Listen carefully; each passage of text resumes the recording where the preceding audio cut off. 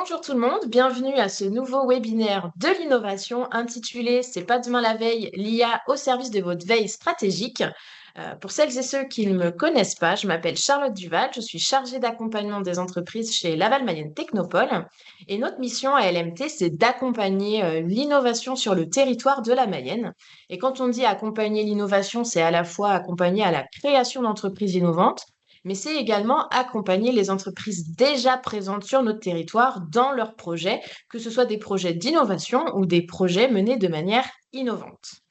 Et pour participer à ces missions d'accompagnement de l'innovation, nous organisons tous les deuxièmes mardis du mois une matinée ou un webinaire de l'innovation pour traiter de sujets transverses à ces thématiques d'innovation, que ce soit des méthodes, des outils ou des thématiques qui sont souvent utilisées, ou alors des thématiques un peu plus tendances qui commencent à arriver, qui commencent à questionner les entreprises. Et donc ce matin, le sujet que nous avons choisi, c'est celui de la veille, avec ce regard sur qu'est-ce que l'intelligence artificielle peut apporter à nos sujets de veille.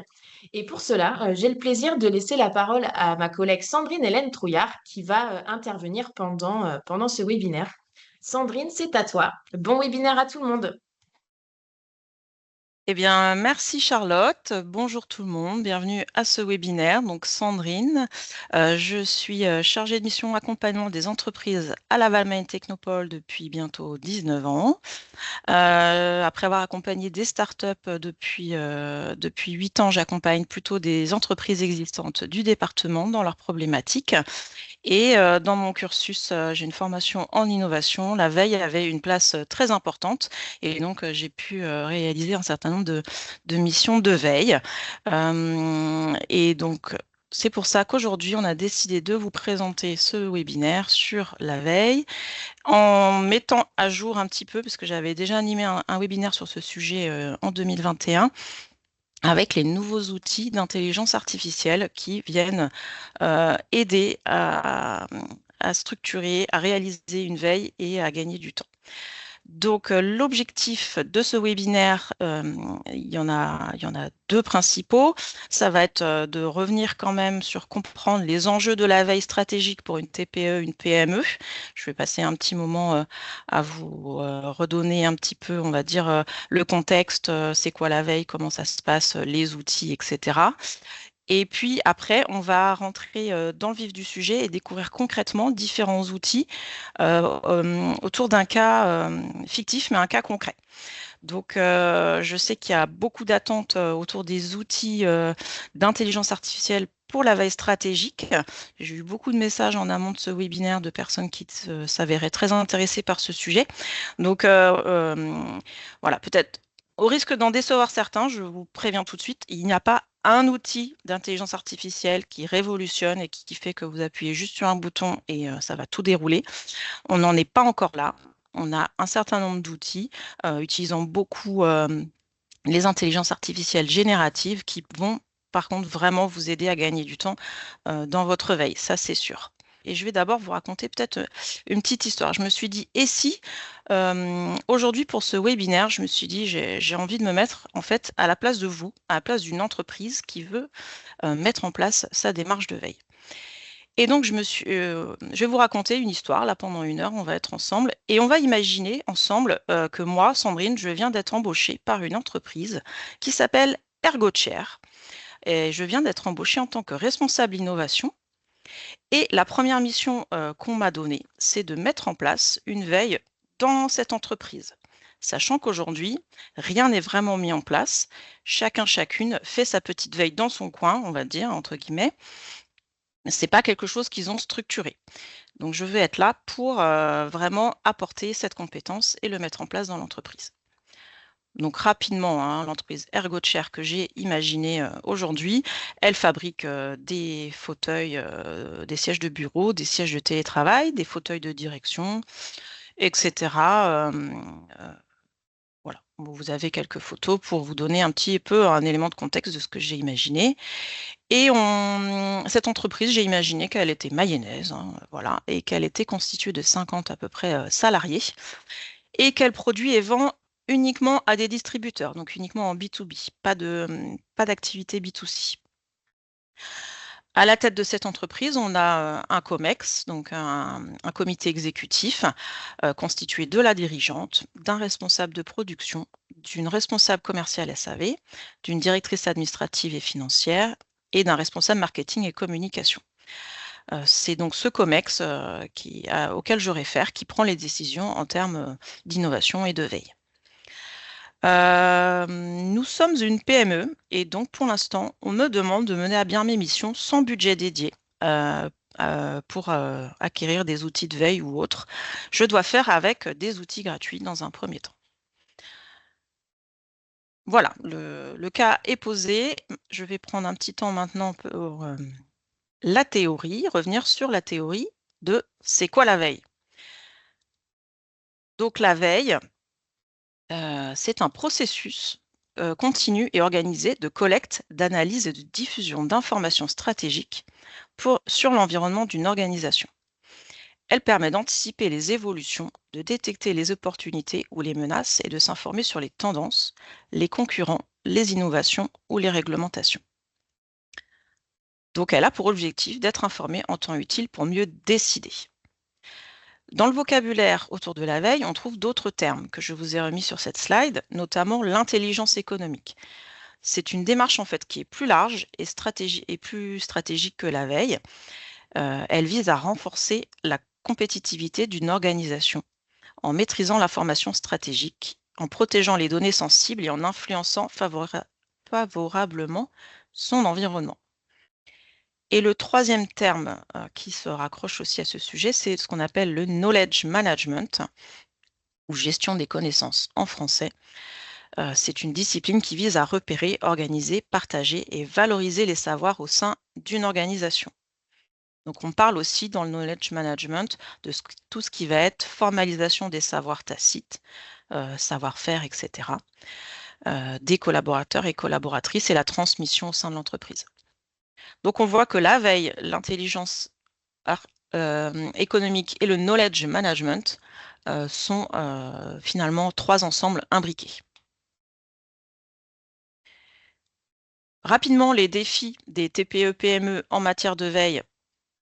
Les premières difficultés qu'on trouve bien sûr, c'est le manque de temps, hein, je pense que vous êtes nombreux à le ressentir, des ressources limitées, trop d'informations, on ne sait pas où chercher vraiment l'information et puis une difficulté à partager l'information en interne aux bonnes personnes au bon moment, sans en diffuser trop ni pas assez.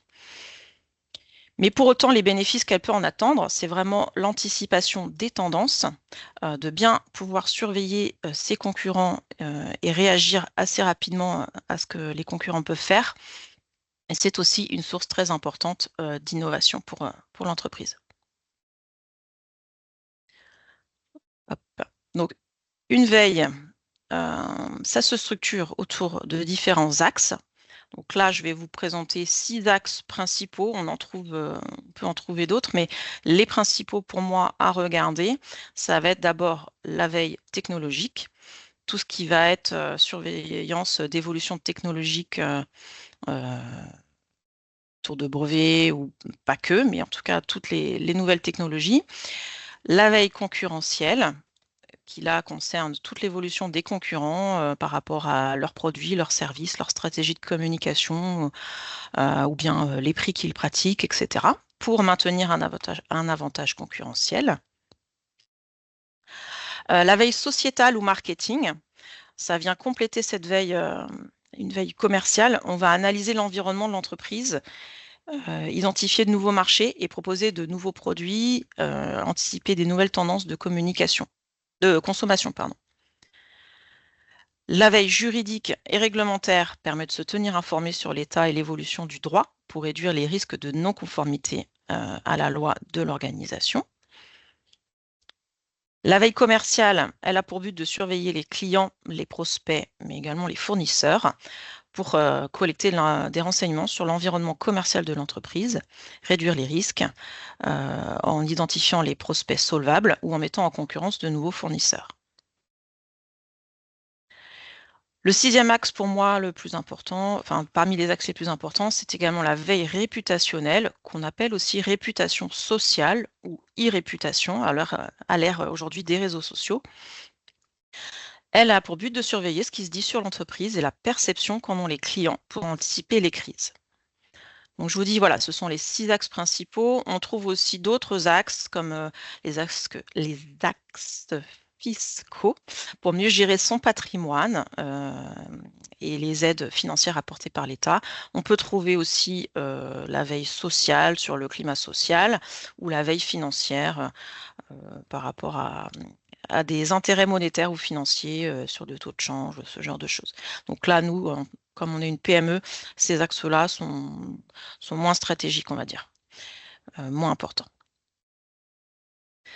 Donc si je continue sur la veille, qu'est-ce que la veille? Ce qui est important de savoir, c'est que la veille, elle se fait par un processus itératif. Ce sont 5 grandes étapes qui se répètent en boucle et qui vont s'auto-alimenter. Donc on va rentrer dans les détails de ces 5 grandes étapes. Hop. D'abord, la première étape de toute veille, c'est la définition des besoins. Identifier les exigences d'information. Pour moi, alors voilà, ça c'est mon vécu, mais pour moi, il faut toujours commencer par se demander à quoi va me servir cette information. Est-ce que j'en ai vraiment besoin? Une fois que j'aurai cette information, qu'est-ce que je vais prendre comme décision? Si c'est juste avoir une info pour avoir une info, je ne suis pas sûre que ça vaille le temps de passer 1 heure à la chercher si on ne fait rien de cette information derrière. Donc voilà, ce qui est vraiment important quand on veut faire une veille, c'est se poser la question, c'est vraiment essentiel, qu'est-ce que je vais en faire? À qui je vais aussi diffuser cette veille? Je démarre toujours par une feuille de papier. Alors, ça peut être un tableau Excel ou une mind map pour ceux qui préfèrent ce genre de format. Mais je commence toujours par mettre sur le papier mon plan de veille, mes objectifs, mes besoins, pour ensuite décliner ça, traduire ça en termes de sources et de données. Une fois qu'on a défini nos besoins en veille, on peut passer à la 2e étape qui est celle du sourcing, rechercher les sources d'informations pertinentes. Hop. À nouveau, un petit pas de côté théorique. Donc, il faut bien comprendre qu'il existe plusieurs types d'informations. On a l'information blanche que vous voyez en bas, qui est une information aisément et licitement accessible. Après, on a l'information grise, donc c'est 75% de l'information qui va être plutôt de l'information blanche. L'information grise, c'est une information qui est aussi licitement accessible, mais qui est caractérisée par des difficultés de connaissance de son existence ou bien de son accès. Ça nécessite un effort pour y accéder. Donc, par exemple, se rendre sur un salon, activer un réseau, c'est une information qui est plus difficile à trouver, à accéder. Et enfin, l'information noire, c'est une information à diffusion restreinte et dont l'accès ou l'usage est explicitement protégé. Donc ça veut dire que là, si vous allez chercher à trouver de l'information noire, c'est quelque chose qui est illégal. C'est une démarche illégale, c'est aussi ce qu'on appelle de l'espionnage. Donc nous, forcément, on va chercher à trouver au maximum de l'information grise ou blanche. Enfin, je voulais dire essentiellement grise, mais aussi blanche. On ne va pas chercher l'information noire. Hop. Donc slide suivante. Où est-ce que je vais trouver mes informations? Cette question est importante et les difficultés qu'elle soulève, un peu comme je l'ai dit tout à l'heure, c'est la multiplicité des sources d'informations. Le risque d'infobésité, c'est-à-dire que trop d'informations tue l'information, on ne sait plus où donner de la tête. Vous l'avez peut-être tous déjà expérimenté à un moment donné. La fraîcheur de l'information, donc quand on a des informations sur l'intelligence artificielle qui datent de 2020, on peut se dire que cette information n'est peut-être plus forcément intéressante, elle est périmée.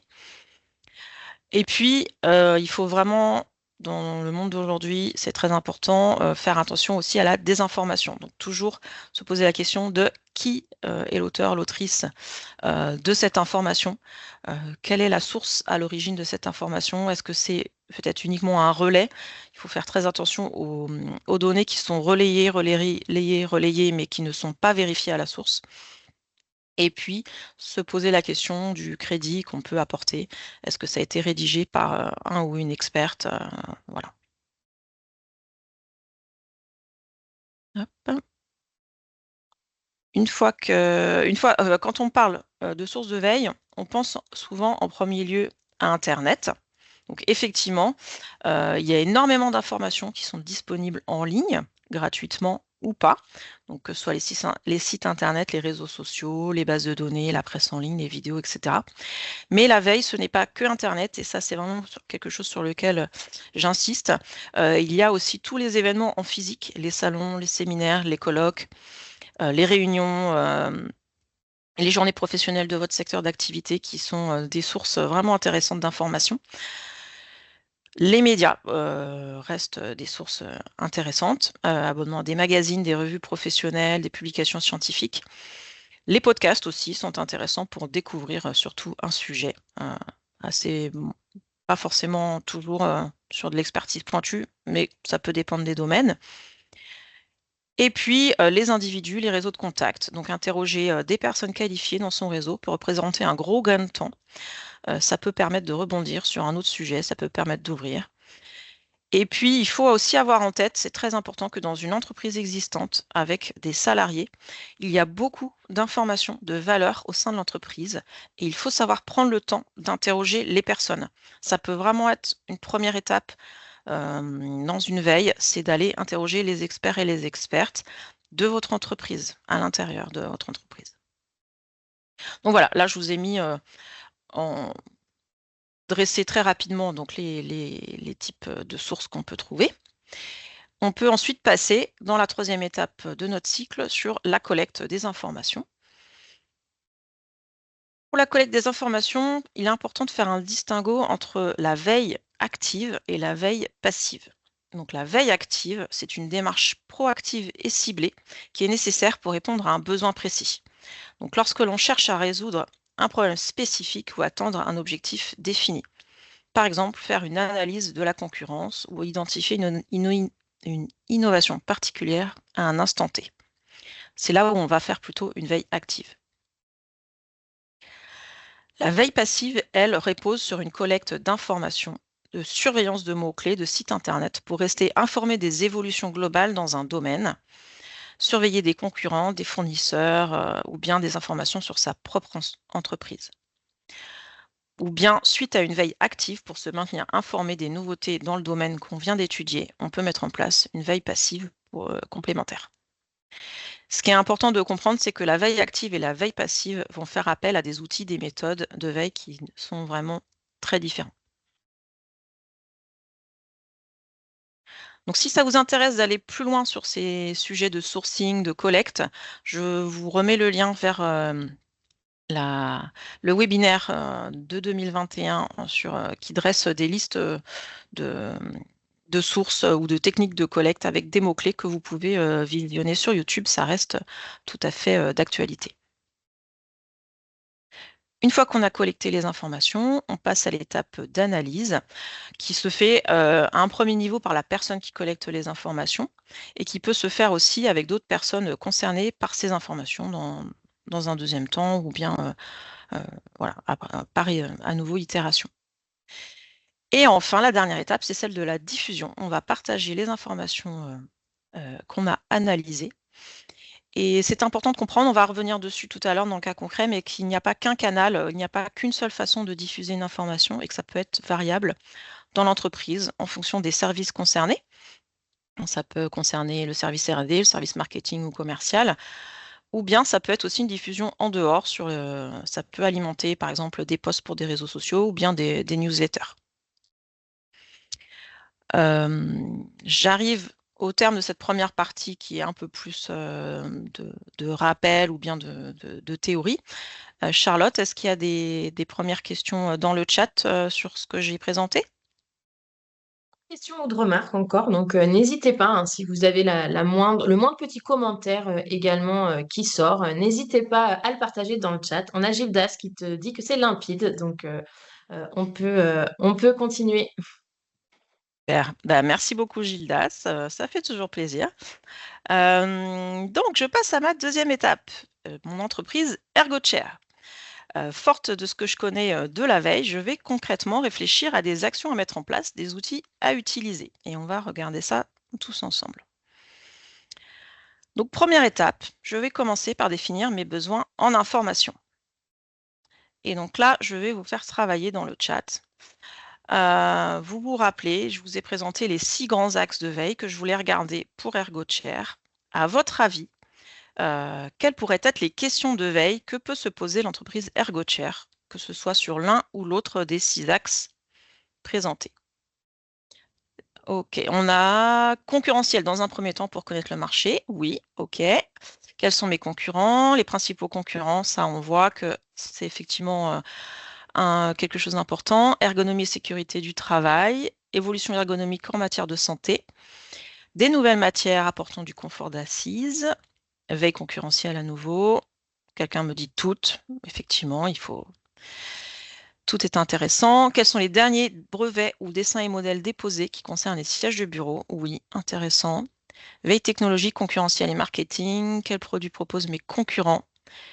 Les gens vont-ils continuer de s'asseoir à horizon 2050? Merci, Monsieur Frelon, pour cette excellente question.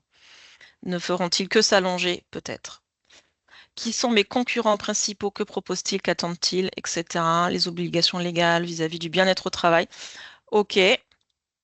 Merci pour toutes vos réponses. Je vais m'arrêter là dans la lecture, mais effectivement,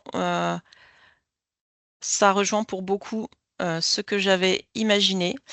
Donc, je vais pouvoir vous décliner, moi, ce que j'avais imaginé axe par axe. Donc, pour la veille technologique, quelle nouvelle technologie étudier, intégrer?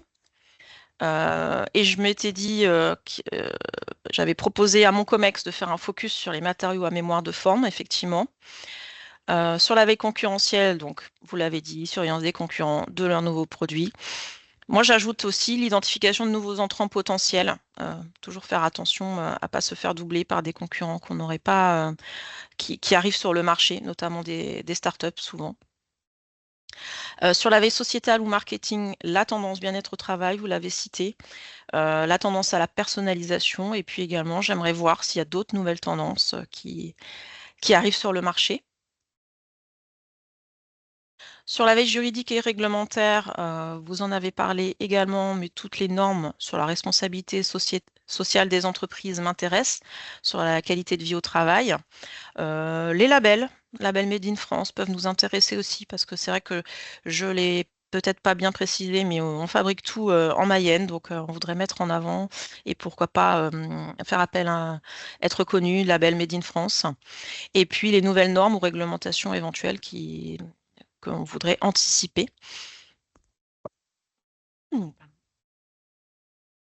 Sur la veille commerciale, surveillance des gros clients, identification de nouveaux fournisseurs. La veille réputationnelle, ça va être tout ce qui va être surveillance des avis clients, surveillance des réseaux sociaux et surveillance de la presse et des médias. Donc on voit que ça nous fait déjà pas mal de questions et d'axes différents à regarder. Je n'ai pas recompté, mais là, on doit être entre 15 et 20. Donc, on va commencer avec le COMEX par prioriser en choisissant les questions qui ont le plus d'intérêt et ou d'impact pour nous et pour lesquelles nous avons les moyens ou la volonté de mettre en place quelque chose en fonction des informations que nous récolterons.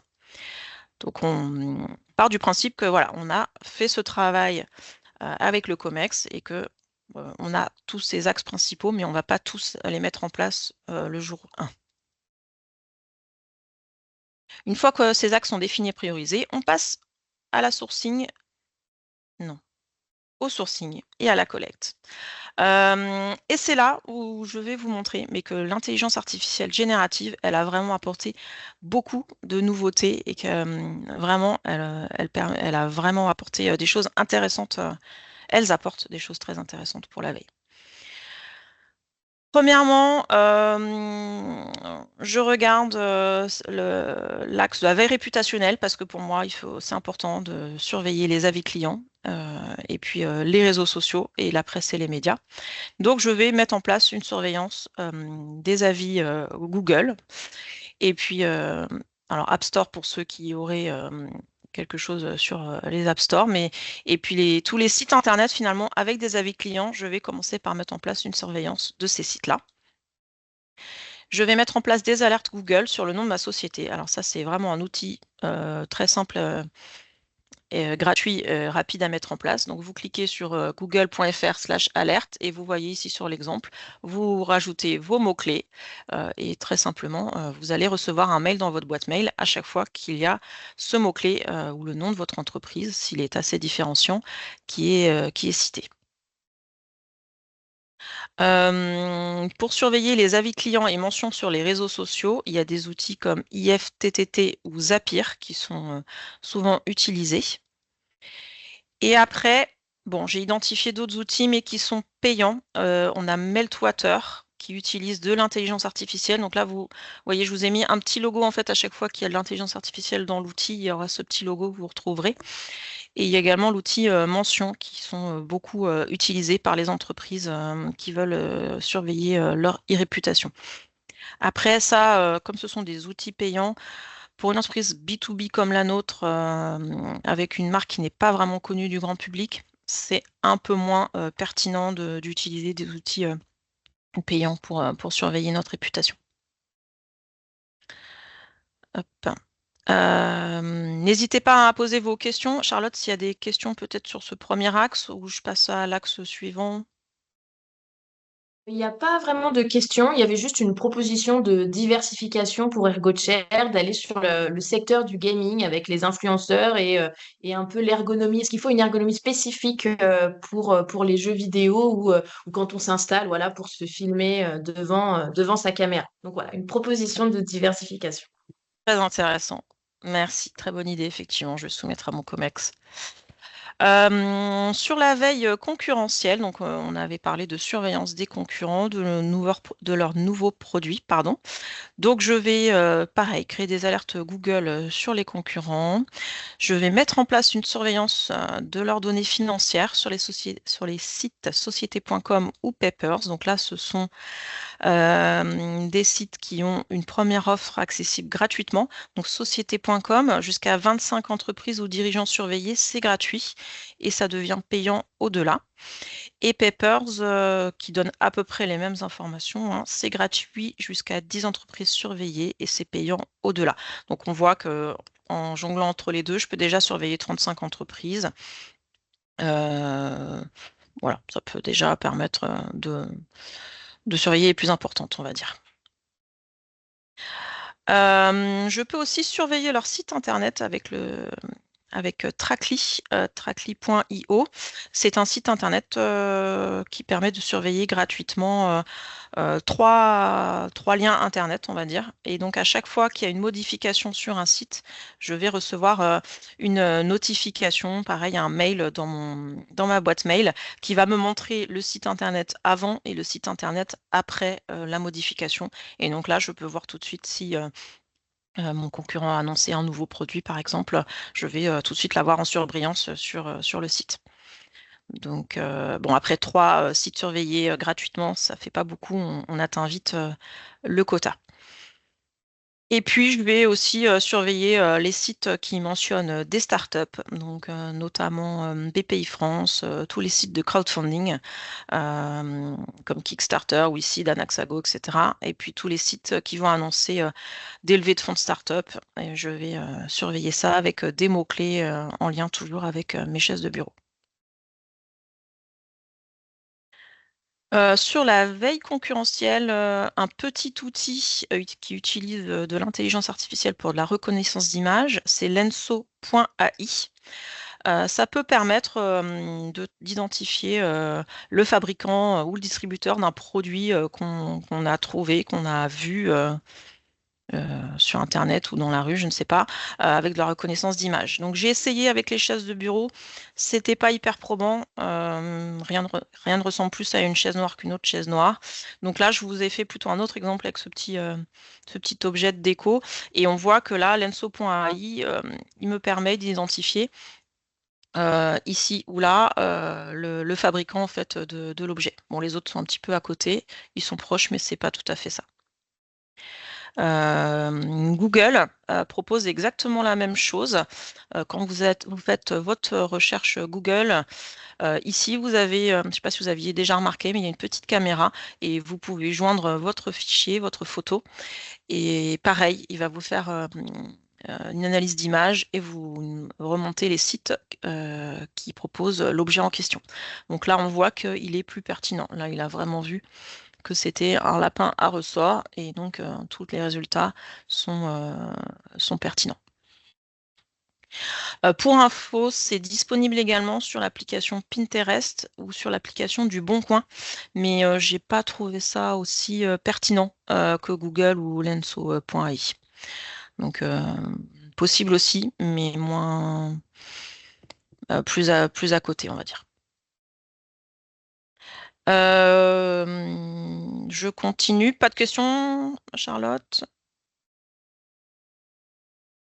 Pas de questions pour l'instant. Il y a quelques propositions d'outils complémentaires qui ont été faites dans le chat. Donc, n'hésitez pas, hein, au fil de la présentation, à partager les bonnes pratiques ou les autres outils que vous connaissez.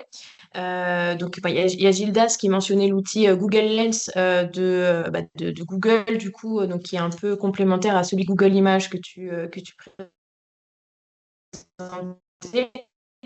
Et tu me proposais l'outil archive.org qui est similaire à Trackly que tu nous as présenté tout à l'heure. D'accord. Ah ben, merci pour les astuces. Je suis très intéressée. N'hésitez pas si vous en avez d'autres au fil du webinaire. Ensuite, l'axe suivant, c'est l'axe de veille commerciale avec la surveillance des gros clients et l'identification de nouveaux fournisseurs.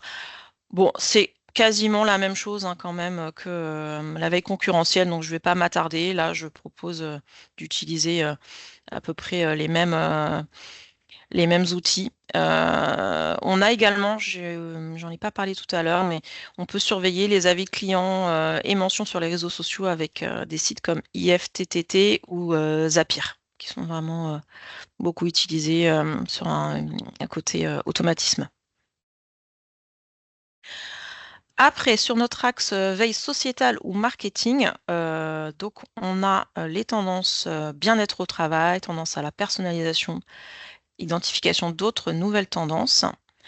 Eh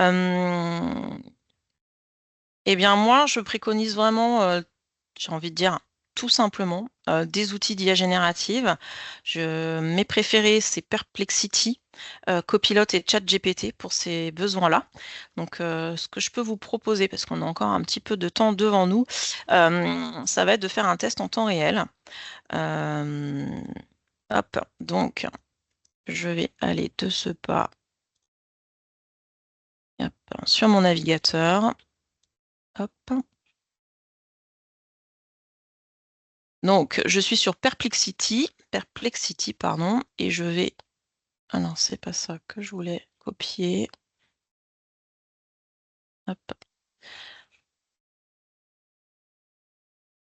Hop, excusez-moi. Donc, quelles sont les tendances du bien-être au travail? Donc là, on est en temps réel, hein. Donc, Perplexity, ce que j'aime dans cet outil, c'est qu'il va à chaque fois citer ses sources, en fait. Comme je vous disais, les sources, c'est quand même hyper important en veille. Donc voilà, les principales tendances, santé mentale, soutien psychologique. Donc là, on voit, hein, d'où il tire cet axe et je peux cliquer directement sur l'axe en question pour avoir accès à l'article. Donc, il parle de flexibilité, d'équilibre vie pro, vie perso, d'espace de travail adapté, technologie. Ok, tout ça c'est très intéressant. Espace de travail adapté, c'est ça qui m'intéresse le plus. Zone de détente, espace collaboratif, espace dédié à la concentration ou à la méditation.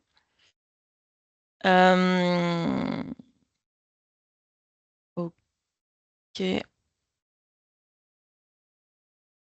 Donc, alors, hop, pardon, je reviens sur mon Perplexity et je lui dis, je suis désolée, mais je voulais copier-coller mes questions, mais je vois que ça ne fonctionne pas, donc je suis obligée de les retaper. Donc, je suis une entreprise qui fabrique des chaises de bureau à roulettes. Qu'est-ce que je pourrais imaginer comme produit avec ces nouvelles tendances? Hop, et j'envoie. Bon, il y a une petite faute d'orthographe, mais c'est pas grave puisqu'il comprend quand même. Donc lui, il me dit, vous pourriez imaginer des chaises ergonomiques hautement personnalisables, avec des réglages intelligents, des matériaux durables, un design scandinave revisité, des innovations de bien-être avec un dossier enveloppement biomorphique, des capteurs de posture connectés à une appli. Vous voyez qu'il va quand même très très loin dans les propositions. C'est quand même, moi je trouve ça assez bluffant en tout cas. Alors pardon. Hop, Sandrine, je me permets une petite Oui, question pendant que tu es sur Perplexity. Donc là, tu nous présentes Perplexity, tu as mentionné ChatGPT, etc. Il y a oui. Emmanuel qui nous demande si tu as un avis sur l'outil Mistral. Est-ce que tu as essayé de le tester sur les mêmes questions et un peu qu'est-ce que tu en penses comparativement à Perplexity? Alors j'avoue que j'ai pas testé Mistral parce que j'ai- quand enfin voilà, dès que je me suis intéressée au sujet de l'IA et de la veille, c'est Perplexity qui revient toujours en premier lieu. Perplexity, il cite vraiment ses sources, mais c'est vrai que Mistral, on pourrait aller tester pour voir. Alors j'ai pas de compte Mistral, donc, mais on peut aussi après tester Copilot ChatGPT tout à l'heure si vous voulez. Mais j'ai pas d'avis particulier sur Mistral, mais je l'ai pas testé. Et donc, hop, si quelqu'un dans le chat en veut apporter son point de vue là-dessus, je suis preneuse. Et donc, moi, je voulais lui demander aussi les autres nouvelles tendances qui pourraient intéresser mon secteur d'activité. Donc, je retourne sur Perplexity, puisque c'était dans un de mes axes de veille.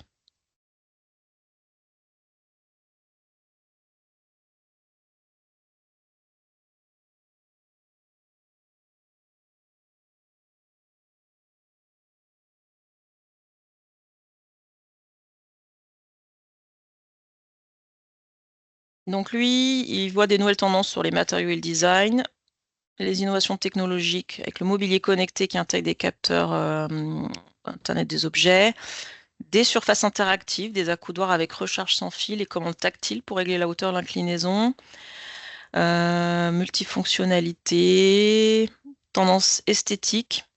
Il me propose des palettes de couleurs, terracotta, sable et verre d'eau, motifs géométriques. Alors, stratégie de différenciation avec des éditions limitées, collaboration avec des designers ou art thérapeutes, abonnement bien-être. Bon, moi je trouve que, je sais pas ce que vous en pensez, mais moi je trouve ça assez pertinent quand même. Donc là, si on va voir par exemple les accoudoirs, là, ça m'intéresse. Hop, et voilà, direct, il m'a trouvé un article. Les tendances en mobilier de bureau à ne pas rater pour préparer votre espace de travail. Voilà. Donc là où il y a quelques temps, j'aurais passé beaucoup de temps sur un moteur de recherche type Google ou Quant ou autre, à taper différents mots-clés pour bien chercher tous les articles, lire chaque article un par un. Là, directement, en quelques minutes, il m'a proposé un résumé de tout ça en fait. Hop.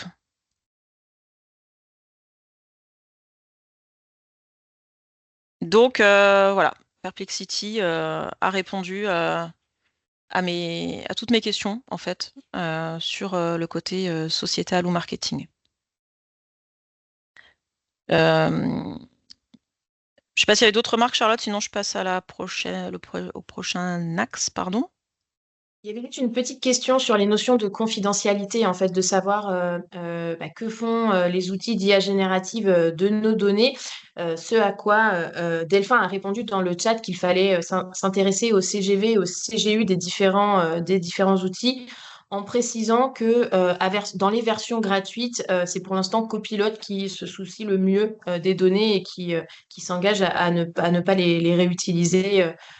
Donc voilà, donc précaution sur ce côté, attention aux données que vous mettez dans ces outils d'IA générative.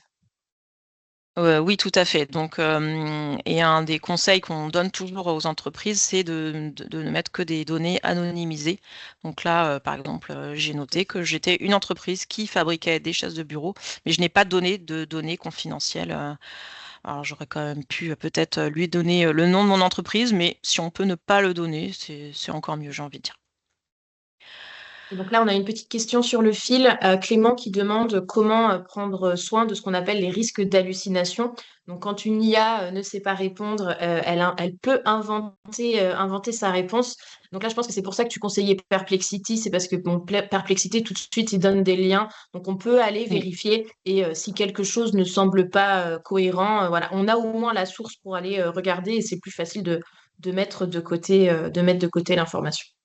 Oui, tout à fait. Et j'allais le dire dans ma conclusion, mais c'est que c'est pas parce que, enfin, il faut tout de même prendre le temps d'aller cliquer. Là, c'était une démonstration, donc je l'ai pas fait, mais il faudrait prendre le temps d'aller cliquer sur chaque lien, vérifier les articles derrière, voir si finalement, peut-être que tout le texte qui m'a rédigé tient d'une seule source, d'un seul article. Dans ce cas-là, ça remet en question effectivement, se dire bon bah si c'est un article ne vaut pas parole d'évangile. Donc, effectivement, il faut bien faire attention à ça. Et effectivement, Perplexity, pour ça, pour moi, me semble intéressant. Même si ChatGPT, maintenant, cite également ses sources ainsi que Copilot. Je vais passer à l'axe suivant sur la veille juridique et réglementaire. Donc, on a parlé des différentes normes de labels et de nouvelles normes ou réglementations éventuelles. Pour moi, le premier réflexe, il n'est pas un outil d'IA ni Internet. Il est vraiment le service de veille juridique et réglementaire de Enterprise Europe Network Pays de la Loire, qui est hyper performant, qui est vraiment gratuit et ouvert à toutes les entreprises. Donc, vous allez pouvoir rencontrer une personne qui va vous interroger sur votre secteur d'activité et qui va vous dresser tout le panorama des normes et réglementations qui s'appliquent à vos produits niveau européen et plus largement. Donc ça, pour moi, c'est vraiment le réflexe numéro un. Mais on peut aussi, à nouveau, utiliser Perplexity pour avoir un premier aperçu, une première compréhension du sujet. Et un deuxième outil qui est intéressant, qui s'appelle Notebook LM, permet de dialoguer avec un document complexe. Donc, par exemple, je ne vais pas vous refaire l'exemple, ça va être assez similaire, mais on peut retourner sur Perplexity et demander quelles sont les normes en matière de qualité de vie au travail. Donc, il va nous les lister. Et puis, on va lui demander, OK, il va me parler de norme ISO 45001. OK, de quoi parle cette norme? Est-ce qu'elle parle de mobilier de bureau et plus particulièrement des chaises et des fauteuils? Il va me répondre à ces questions-là, il va permettre de creuser le sujet. Notebook LM, lui, alors là, je ne peux pas vous faire la démo parce que en fait, cette norme, elle est accessible, elle n'est pas accessible gratuitement. Donc, j'ai pas eu, ErgoChair m'a pas donné les dessous encore pour acheter cette norme. Mais si je l'avais eu, je peux tout de suite aller, et on va faire la démo sur un autre cas après, mais sur Notebook LM, intégrer ce document de 600 pages et il va me faire un résumé et je vais pouvoir lui poser des questions sur le contenu de cette norme. Et je vais pouvoir finalement dialoguer avec, avec le document. Donc ça, c'est pour la partie juridique et réglementaire.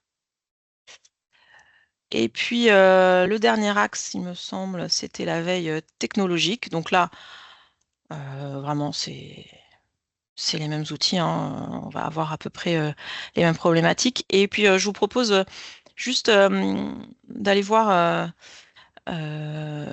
Notebook LM vite fait, vous montrer comment ça fonctionne. Charlotte, n'hésite pas à me dire s'il y a des remarques qui remontent. Pas pour l'instant.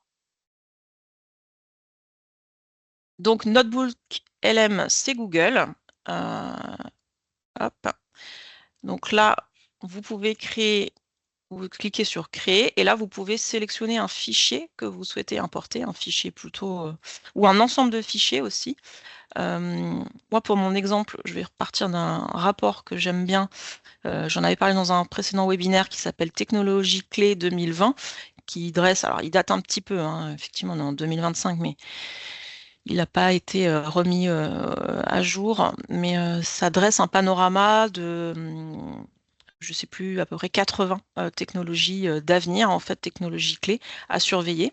Et donc, je peux l'intégrer dans Notebook. Alors, Notebook LM, qui Et juste du coup, est... là, pendant que ça charge, Oui, Sandrine, est-ce que tu peux nous faire rêver et nous dire combien il y a de pages dans ce document PDF? Est-ce que tu... euh, L'ordre d'idée, c'est quoi?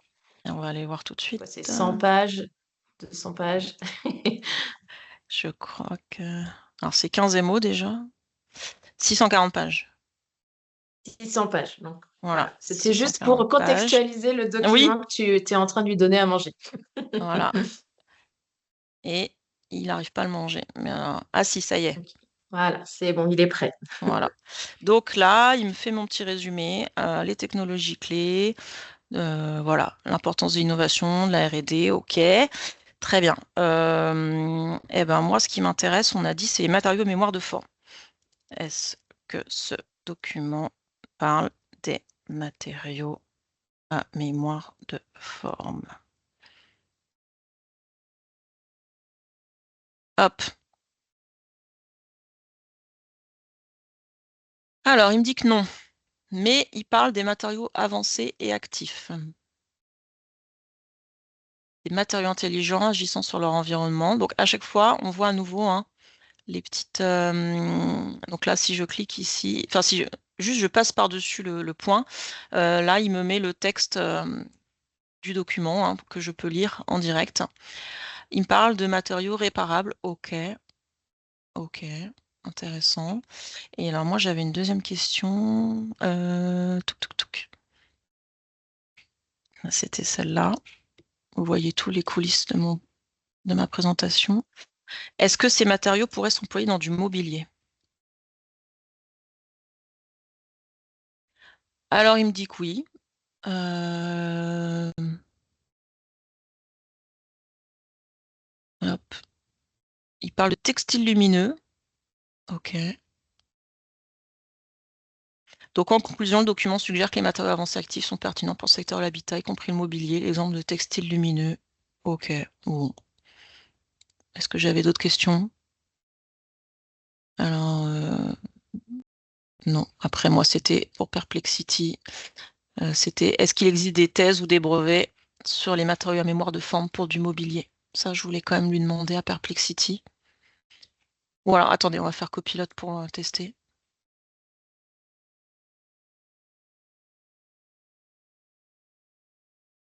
Est-ce qu'il existe des tests ou des brevets, des thèses, pardon, ou des brevets sur des matériaux à mémoire de forme pour du mobilier? Et il me dit que oui. Alliage à mémoire de forme, modélisation et calcul de structure pour des structures. Euh, une thèse, création de structure. Bon, voilà. Vous voyez qu'il a, en quelques secondes, il a la réponse. Et je peux aller directement sur le panorama des brevets, matériaux, mémoire de forme. Et là, s'il y avait eu à nouveau un rapport de 600 pages, j'aurais pu le télécharger et le basculer dans notre book LM pour, pour dialoguer avec le document. Alors, je vois qu'il est déjà presque midi. Donc, j'avais terminé mes axes de veille. Rapidement, je voulais parler d'automatisation de la collecte d'informations. Je sais que c'est un sujet qui intéresse beaucoup de personnes. Alors moi, je ne l'ai pas expérimenté, mais je vous ai mis des exemples ici avec la source. Donc ici, on a Laura Thériault sur LinkedIn qui partage un exemple de processus automatisé qu'elle a mis en place, qui va utiliser des outils comme MEC, Airtable et ChatGPT. Euh, hop. Donc vous aurez le support, donc vous pourrez aller creuser ce sujet-là s'il vous intéresse. Ici, c'est un autre exemple qui vient de LinkedIn, de Rémi Talbot. Et lui utilise Perplexity comme veilleur personnel. Il utilise ChatGPT pour résumer l'actualité Et pour la veille sur les réseaux sociaux, il utilise Make et Airtable. Donc pareil, si vous souhaitez voir comment automatiser un peu plus les remontées d'informations, ces outils, Make, Airtable, Zapier, sont vraiment des incontournables. Je reviens rapidement sur mon cycle itératif de la veille et sur l'analyse. Vous l'avez compris, hein, pour analyser, pour comparer, les outils, c'est Perplexity, ChatGPT, Copilot, ceux que je recommande en number one. Et le résumé condensé de documents complexes, c'est Notebook-LM. Pour moi, il n'y a pas besoin de beaucoup plus d'outils. Ceux-ci font déjà très bien le job. Et ce sont que des outils d'intelligence artificielle. Et la dernière étape, c'est la diffusion. Donc, auparavant, on nous apprenait toujours qu'après une veille, il fallait faire une note de veille. Donc maintenant, il y a plein. Alors, la note de veille reste quelque chose de pertinent pour formaliser nos informations, ce qu'on a trouvé. Ses objectifs, c'est d'informer rapidement sur les évolutions importantes dans un domaine spécifique, synthétiser, faciliter la prise de décision stratégique, partager les connaissances au sein de l'organisation et garder un historique des recherches. Ce qui est important aussi, c'est d'organiser des points réguliers. Il faut que ça s'inscrive dans le temps, tous les mois ou tous les 2 mois, avec le CODIR ou le COMEX, et sélectionner les informations à partager avec les équipes et les services. Et là, à nouveau, des outils que je vous partage, que je vous propose. Vous avez tout ce qui va être partage d'infos, Slack, Teams, WhatsApp, qui sont pour pousser en fait des informations avec les équipes. Mais il y a également un site comme Notion qui est très intéressant pour les notes de veille. Ça peut être aussi des choses plus physiques comme des tableaux d'affichage qui sont dans les bons endroits dans votre entreprise ou des newsletters internes ou pour les clients. Juste le conseil, c'est d'utiliser toujours le même canal pour pouvoir trouver l'information, qu'elle soit bien centralisée au même endroit.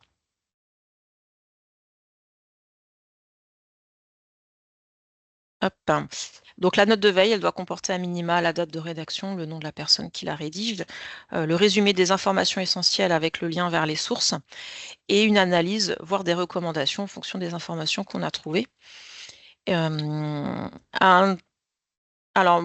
outils de centralisation de partage des infos, on voit souvent Notion ou Trello. Moi, j'ai quand même une grosse préférence pour Notion que par rapport à Trello, qui est quand même plus un Kanban, on va dire.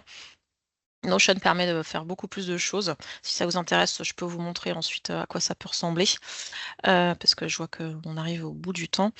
Et puis, un outil très sympa pour transformer un texte en visuel ou en schéma, c'est Napkin, qui utilise l'intelligence artificielle aussi. Et c'est, par exemple, avec Napkin que j'ai fait mon schéma itératif de la veille.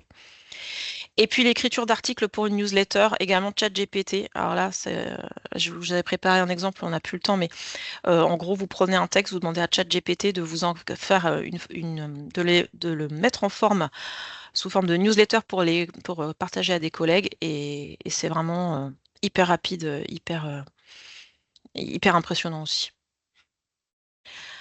J'en arrive à la conclusion.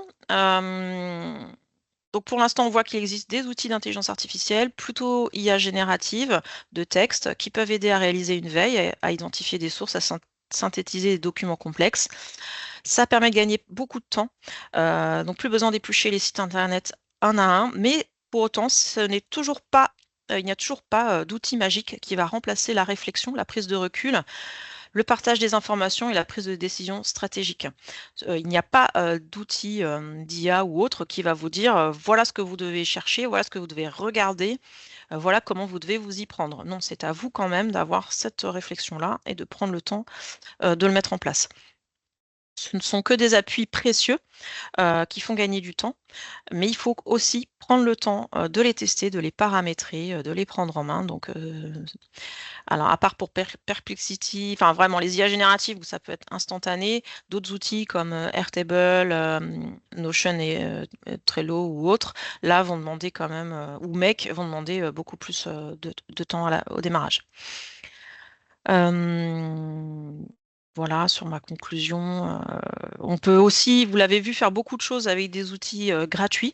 Il existe aussi d'autres outils qui sont payants, mais comme je le disais, qui peuvent pas forcément être un peu inadaptés pour des PME parce que peut-être trop gros ou trop cher.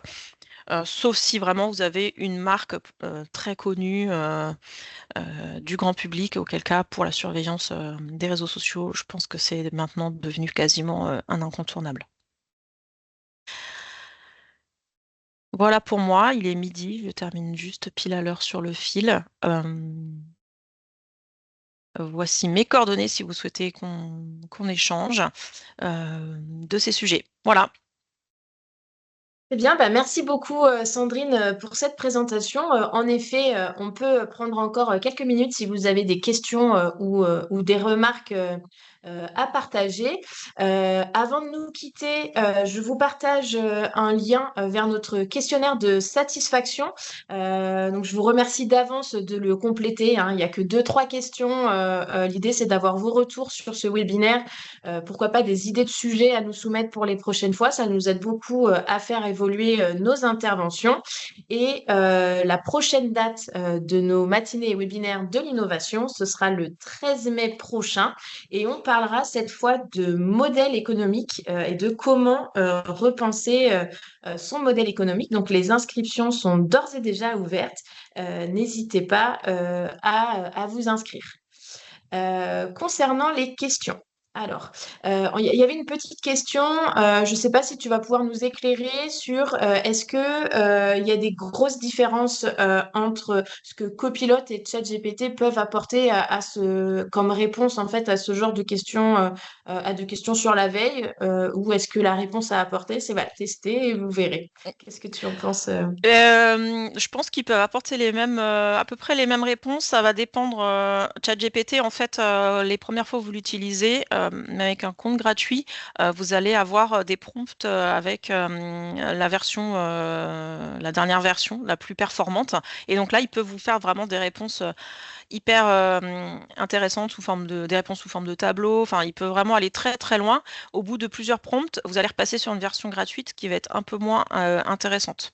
Donc, j'ai envie de dire, ça dépend de leur état de forme.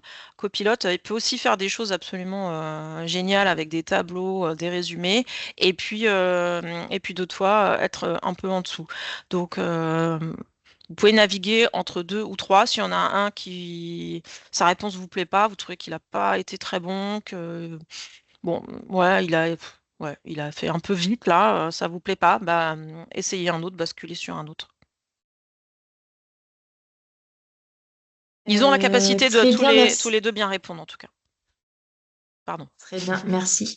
Juste une petite remarque sur le questionnaire, le questionnaire de satisfaction. C'est bon, là, je viens de le débloquer. Vous pouvez y avoir accès. Merci beaucoup d'avoir remonté ce petit souci.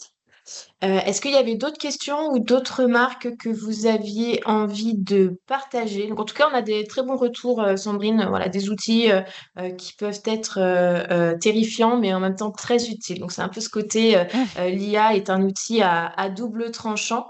Euh, il y avait la question une petite remarque, tu sais, sur certains outils qui peuvent être payants et qui Mm, peuvent être jugés trop chers par certains, mm, certaines. On fait une petite remarque comme quoi le coût était relatif si ça nous permettait de peser dans la balance ensuite. Voilà, c'est un peu le bien sûr, côté retour sur investissement, peser le pour et le contre de chaque investissement que l'on peut faire. tout à fait. Vous avez raison. On a une question qui nous demande si l'IA, elle livre la même réponse à des concurrents qui auraient posé la même question. Eh bien, alors, le principe d'une IA générative, c'est qu'elle va générer un texte à un instant T et qu'elle ne va pas être en mesure de refaire le même texte. Même si vous, demain, vous retournez sur la même IA générative, vous posez la même question, il ne va pas vous faire tout à fait la même réponse. Donc enfin, il y aura forcément des variantes. Il y aura des choses qui vont se recouper. Je pense dans les grandes thématiques, sur les grandes tendances, il y a des choses qu'on va toujours retrouver, mais la réponse sera proche, mais ne sera pas identique.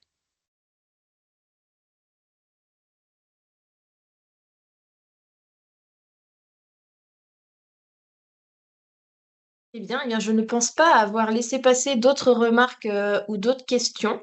Donc merci beaucoup tout le monde pour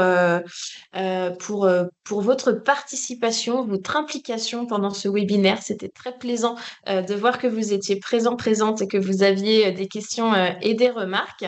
Merci beaucoup Sandrine pour ta présentation. C'était très clair. C'était super intéressant de prendre un exemple pour pouvoir se projeter dans l'utilisation des outils.